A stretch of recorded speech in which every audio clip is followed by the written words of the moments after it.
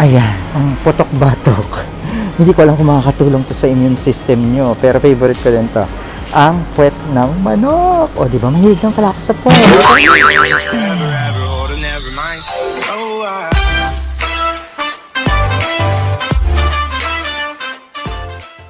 What's up everyone? Welcome back to TAD. My name is John. If you're new to this channel, don't forget to subscribe and hit the notification bell para lagi kayong updated sa mga happenings ng Truly Asia Diaries. So for today's video guys, tayo ay lalabas dahil kailangan nating mamili sa groceries. At sa panahon nga ngayon, with what's happening in the world right now, na kailangan mo magstay at home at mag-ingat sa labas, merong mga essentials na kailangan mong dalhin. Hindi lang basta wallet at pera, guys. So, meron na mga extra paraphernalia na kailangan. At ano-ano nga ba ito? At yan ang ipapakita ko sa inyo today. Plus, kung ano nga ba ang mga kailangan nating hindi mawala sa groceries ngayon to boost our immune system. So, tingnan natin kung ano mga makikita natin sa groceries dito sa Malaysia. So, I'll be going to the market right now. But before that, ito ang inyong mga kailangan. So, unang-una na dyan, guys, syempre, kailangan natin ng ito, sanitizer spray. Dahil we have to make sure na sanitize ang ating mga hahawakan or ang ating kamay paglabas natin ng bahay today. At syempre, hindi mawawala ang face mask, guys. So, kailangan nyo to. Opo, itong face mask na to, pero mali ang pagkasuot ko. Dapat po kulay blue ang nasa labas. Okay, so ulitin natin, kulay blue ang nasa labas. There you go! Ayan, ganito po ang tamang pagsuot ng mask, guys. So, dapat kulay blue ang nasa labas and you need to wear this kapag lumabas kayo. This is to protect your nose and your mouth from what's outside right now na very, very dangerous. Okay? So, next, kailangan syempre, meron tayong jaran! Plastic gloves or any gloves na pwede nyo pong gamitin, guys, no? So, you have to use this. I think it's a requirement din kapag nag-grocery ka ngayon to wear disposable gloves. This is to protect your hands na mahawakan ng kung anumang nahawakan ng iba na pwedeng magdala sa'yo ng kinatatakutan natin ngayon. So, alam niyo na kung ano yon. So, you have to have this one. Okay, disposable gloves. Alright? And of course, guys, you should have your protection sa iyong mata. So, ano nga ba ang gagamitin mo sa iyong mata? Walang iba kundi ito. Ayan! O, diba? You have to wear your eyeglasses or any goggles kung meron kayo to protect your eyes sa mga patalsik-talsik sa paligid. Ayan, hindi lang kailangan i-protect ang iyong nose and mouth, your hands, and also your eyes, guys. So, you have to wear someone, no? Hindi tao yung kailangan ko, bagay. Bagay po. Parang tayo, bagay tayo. Charlie! Ayun, ang kailangan po natin ay protection sa mata. So, anything like eyeglasses or goggles na pwede ninyong gamitin, gamitin nyo, guys. This is for your own safety. So, ayan na, guys. Dahil ready na tayo with our protection, pwede na tayong lumabas ng bahay at mamili. Ano nga ba ang mga bibili natin to boost our immune system? If you want to know, just keep on watching. I'll see you in a while.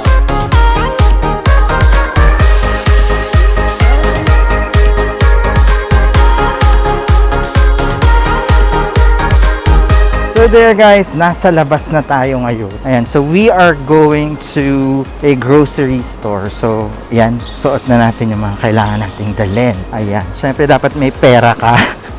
Dahil kung wala kang pera, para saan pa mag-grocery ka. So, ayan, guys, kung nakikita nyo, ito po yung condo place kung saan ako nakatira dito sa Malaysia. So, kung nakikita nyo, sarado din yung ibang establishment kasi nga sa nangyayari ngayon. And one of the essential is the grocery shop. So dito, ito yung condo namin. Ayan, nakita niyo mga building. Meron siyang katabing mall. Ayan. So may mall na agad dito and a small grocery shop. So doon kami namimili and today doon tayo pupunta. Ano nga ba ang mga kailangan natin? Bukod sa, of course, kailangan natin ng pagkain na lulutuin, we should have something na magbo-boost ng ating immune system because we need to protect ourselves not only outside but inside. Ayan. So, samahan niyo ako mag-grocery at bibigyan kayo ng mga tips. Ano nga ba ang mga iniinom ko, kinakain ko? Charlie? Ayan, akala mo naman food expert. Oo. So, ayun na nga. I'll see you guys sa grocery. Papasok na tayo ng mall. So, actually, wala din masyadong tao dito sa mall. Ayan. So, I'll see you guys pag nandun ako sa grocery. Papakita ko sa inyo ano yung mga bibili na.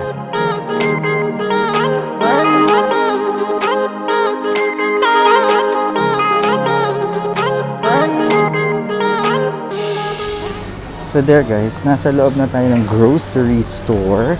Ay, hindi ko binidyo yung dun sa unahan. Kasi parang bawal. So, patago lang natin tong ginagawa. Secret. Oo. So yun nga, dun sa entrance, nag-aano din sila. Dito, nag-i-scan sila. And also, namimigay din pala sila ng plastic gloves. Tapos, kailangan, limited lang yung taong pwedeng pumasok. And, nag-a-advise din sila about social distancing. So, kailangan 1.5 meters away. Hindi na tayo ng mga kailangan natin dahil naubos na ang stock. Ayan. So, ayan. Parang, hindi bagay sa akin salamin ko. Oo. Ayan. Ba't ako napunta sa mga sabon? First, ano ba? Hindi ko rin pala alam yung bibilhin ko. Ayun, so syempre may mga na ako, meron pa naman akong stock sa bahay ng bigas, ng water, which is very essential na kailangan bilhin. So yung mga ganun, kailangan meron kayo yan. And also mga dilata, meron pa naman ako sa bahay. So bibili lang tayo ngayon ng mga fresh veggies. Oo, kasi kailangan natin ng pampatibay. Ayan, kumain tayo ng mga gulay. So ito, bili tayo ng talong na bilog. Ayan, favorite ko guys yung pritong talong. Tapos dahil mag-isa na lang naman ako sa bahay, iniwanan na ako mga kasama ko. Char! At siyempre ito, ang laki, ang sarap ng talong. Charlie! Siyempre, kailangan natin ng matinding vitamin C. Alam niyo ba guys, sabi nila, drinking hot tea or honey lemon tea will help you boost your immune system. So, kailangan natin ng lemon. Ayan. So, ibili ako ng mga lemon. Ayan. Magkano ba ito? Sa isang lemon guys, nakakagawa po ako sa isang lemon na ganito. Siguro mga 4 to 5 cups ng honey lemon tea. Ayan. So, susunod, papakita ko sa inyo paano ko ginagawa ang aking honey lemon tea. Ayan. So, ayun guys, bumili rin tayo ng kamatis. Siyempre, pampaganda ng kutis yan. Char. Tapos, bumili rin ako ng okra. Ayan. Kasi guys, dapat, more on veggies talaga tayo nowadays. Kasi kailangan natin ng, immune system talaga. Tapos, siyempre, bibili tayo ng honey. Oo. Kung buti pa dito ang honey na nabibili. Charlie, bibili tayo ng honey. Yung honey na pwedeng inumin, hindi jowa. Kasi wala siyang jowa. Char. So, ayun guys, bibili tayo ng honey. Ayan, dito. May mga pure honey dito sa Malaysia. So, ito yung binibili ko. Ano siya talaga? Pure honey. Ayan. So, ginagamit ko siya for mga tea. Yung honey lemon tea. Kasi talagang balita ko ay nakakatulong siya to prevent what's happening right now and to boost your immune system. At syempre, kailangan natin ng mga pwede i-stock yung mga instant noodles. Ayan. So, yung mga instant noodles. Ayan. Pero ang gusto ko Indomie. Oo, alam nyo ba ang Indomie? Sikat na sikat yan. Ayan, nakulong ako dito. Syempre guys, bibili rin tayo ng meat. Syempre, kailangan mo ng protein. Ayan, so bibili tayo ng chicken. Alam nyo ba guys, dito sa Malaysia, napakamura ng chicken. And mostly yung binibili namin, one whole, pero dahil mag-isa lang naman ako ngayon. So, doon tayo sa budget lang. Oo. Bili ako ng chicken wings, guys. Chicken wings. Ayan. Actually, tignan niyo yung isang buong chicken. Ayan. Isang buong chicken, guys. 13 ringgit. So, it's like 150 pesos. O diba, napakamura. Hindi katulad sa Pilipinas, napakamahal. So, eto na nga, bili tayo ng chicken wings. Ayan. Kailangan natin yan. Mahilig din ako guys sa chicken liver. Oo, at napakamura ng chicken liver. Itong chicken liver na to, 2 ringgit lang siya. So like 24 pesos isang tray ng chicken liver. Tapos, syempre hindi mawawala ang putok-batok. Hindi ko alam kung makakatulong to sa immune system nyo, pero favorite ko din to. Ang puwet ng manok. O, di ba? Mahilig lang pala ako sa puwet. Sorry! So, ngayon, babayaran ko muna to guys. Actually, ang pinaka-pinunta ko lang talaga dito ay yung honey saka yung lemon. Kasi gabi-gabi po ay umiinom talaga ako niyan guys. And of course, ito pala guys, huwag nyong kakalimutan din. Ako napapagod. Ako yung hingal. Char. Ang fruit juice, ito combination of carrot and mixed fruits. So, kailangan nyo to. Boost your vitamin C as well. And then, itong apple and cranberry. Oo. So, yan. Yan ang mga pang-ano natin.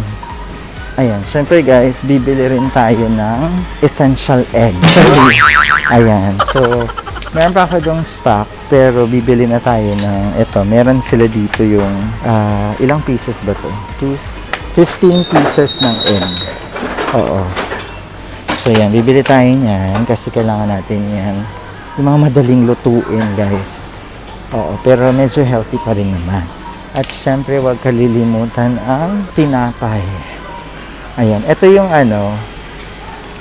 normally binibili ko. Kasi siya. Parang wheat bread at the same time, white bread. O, diba? Dual purpose. So, ngayon magbabayad na tayo. At pag pumila ka ngayon, guys, meron silang nakalagay sa counter. Ayan, 1.5 meters.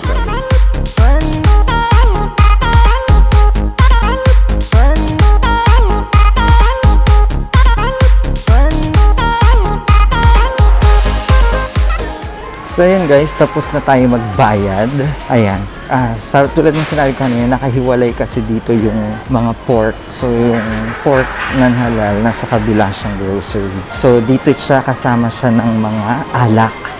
So, yun yung mga non-halal, yung mga hindi pwede. Kasi alam niyo naman na ito po ay Muslim country. So, ayan. So, ibili tayo ng pork. Nandito yung mga pork. Kasi yung mga alak din dito. Ayan. So, normally sila yung magkasama sa grocery shop. So, dahil gusto ko ng adobo, bibili tayo ng pork liempo. Ayan, so mga ganito. Actually guys, sa totoo lang, mas mahal dito ang pork sa Malaysia kasi, yun nga, non-halal siya. So, mas mahal talaga dito ang mga ganitong, mas mahal ang pork. So, yun lang bibiling ko dito. Gusto ko lang makumula. So, ayun guys, tapos na tayong mamili. Ang binili ko lang naman dun sa mga pork, liempo at giniling. At yun lang naman ang alam kong lutuin. Ayan, at mabigat yung dala-dala ko. Tapos na tayo namili, pauwi na ako ngayon. Diretso uwi, bawal na ang gala. Oy, pag bumili ng grocery, uwi agad. So, tayo kasi 'di ba, may mga option na ngayon na mamili online. So pwede niyo rin gawin 'yon if you don't want to go out and stay at home. Oo, kasi kailangan talaga, especially kung meron naman kayong option na wag nang lumabas, wag na po kayong lumabas. Oo, kasi very important po talaga nowadays na nangyayari, no? To be protected at home. There's no safe place but your home, guys. So, yun lang po yung masasabi ko na dapat follow the rules. Huwag tayong matigas ang ulo. Please lang po. This is for everyone. Hindi po to dahil gusto lang ng gobyerno na kayo ay huwag lumabas ng bahay. Ito po ay totoo at talaga namang very critical to everyone. Kaya, again, pinapaalala ko po, stay at home. Huwag na kayong matigas ang ulo kasi sa huli, kayo rin naman ang magsisisi. So yun na nga. Kung ayaw nyo po magsisi sa huli, sumunod tayo sa mga patakaran na dapat gawin. Alright guys, so once again, thank you so much for joining me today. Sana ay may natutunan kayo kung ano mga pwede yung bilhin. Oo. Ayan. So, see you sa susunod guys. Once again, my name is John. Don't forget to subscribe and like this video. And syempre mag-comment din kayo. Baka meron kayong mga gustong ibahagi na ginagawa ninyo ngayong nasa stay at home stage. Oo. So yun, ibahagi niyo sa comment section. And this is truly Asia Diaries. I'll see you on my next one.